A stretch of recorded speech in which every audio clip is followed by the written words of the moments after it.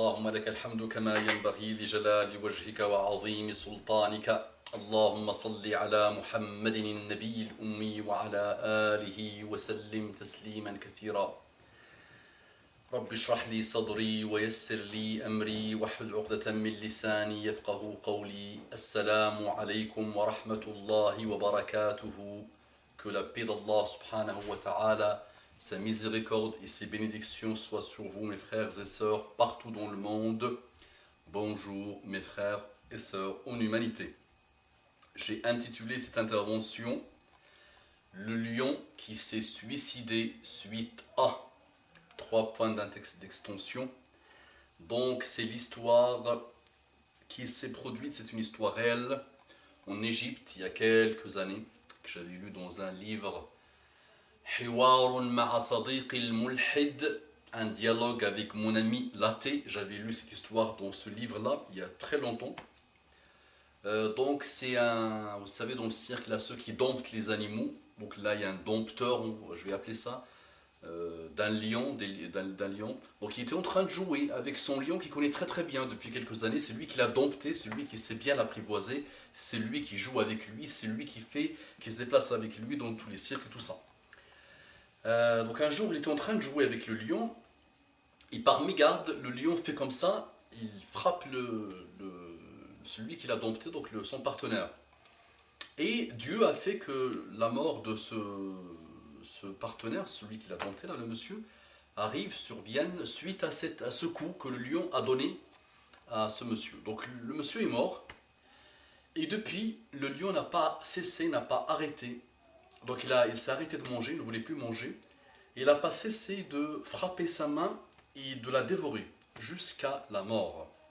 Donc ce lion, donc on va dire c'est une sorte de suicide, c'est un animal qui s'est rappelé des années qu'il a passées avec ce monsieur et qui n'a pas pu se pardonner ce geste qui est tuer quelqu'un et quelqu'un de proche.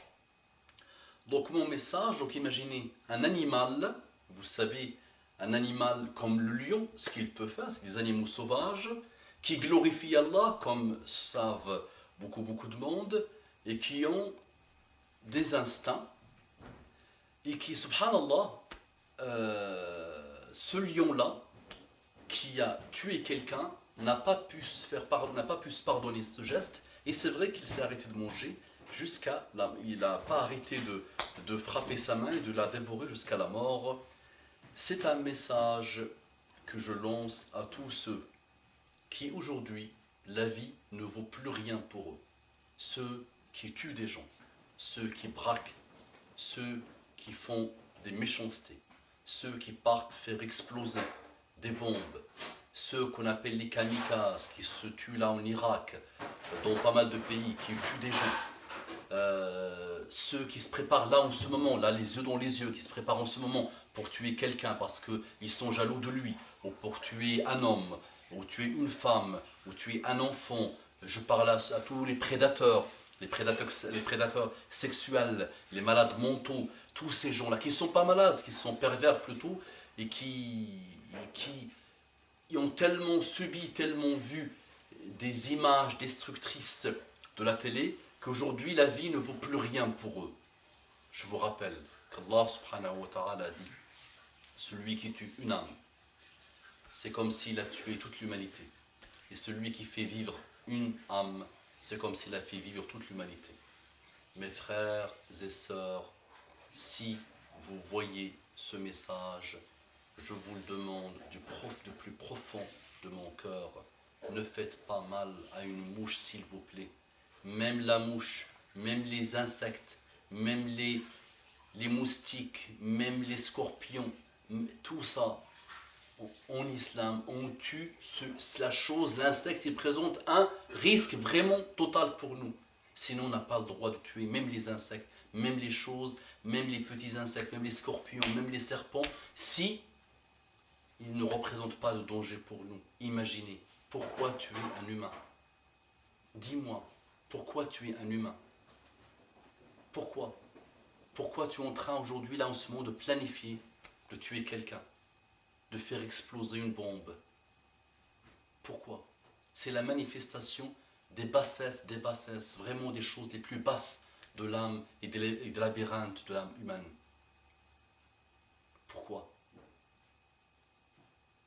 Qu'est-ce que tu gagneras tous les jours aujourd'hui?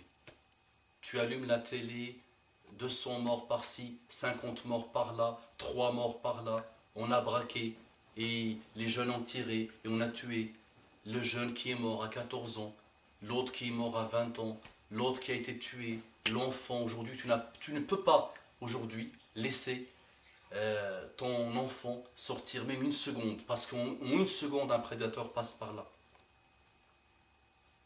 Pourquoi tuer? Pourquoi? Les yeux dans les yeux. Apprends à faire la paix avec toi-même. Apprends avec la paix, à faire la paix avec Allah subhanahu wa ta'ala. Réconcilie-toi avec Allah subhanahu wa ta'ala. Un animal, mon frère, ma soeur, un animal n'a pas pu se pardonner qu'il a tué quelqu'un.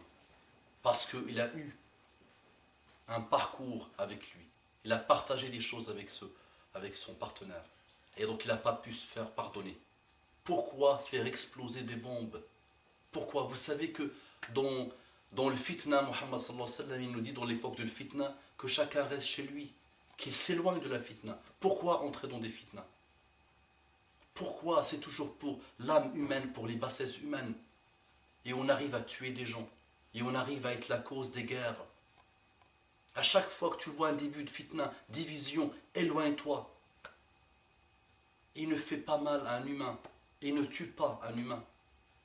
Mais c'est vraiment bas, c'est la bassesse totale. Pourquoi tuer quelqu'un qui ne t'a rien fait? Pourquoi préparer des plans pour le détruire et pour le tuer? Aujourd'hui, la vie humaine ne vaut plus rien. Pourquoi? Mais vraiment, ça ne vaut plus rien. C'est vraiment pire qu'un comportement que tu as avec l'insecte le plus détestable. Ce que l'humain aujourd'hui a par rapport à l'autre humain, en face de l'autre humain. On n'arrive plus à régler nos problèmes sans la violence. Et on tue, et on tue, et on tue, et on arrivera à quoi? Et vous n'imaginez pas ce que vous faites. Vous détruisez des familles, vous détruisez des cœurs. Vous ne pouvez pas imaginer ce que c'est que la perte de quelqu'un, tué par un autre. Ça peut être aussi un ivrogne qui prend l'alcool et prend son véhicule et tue des gens. Aucune conscience, aucune prise de conscience. Je me rappelle, j'avais un prof qui a perdu sa femme et ses enfants dans un accident de voiture.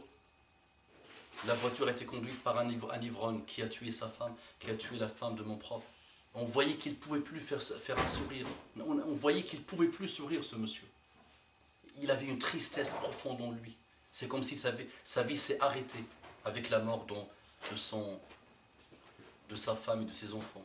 Je te le dis à toi aussi, qui se prépare pour tuer peut-être sa femme, ou la femme qui se prépare pour tuer son mari, et le jeune qui se prépare pour braquer. Je vous le dis à tous, regardez, prenez exemple sur un lion qui s'est suicidé parce qu'il a tué par mégarde, il n'a pas fait attention à son partenaire.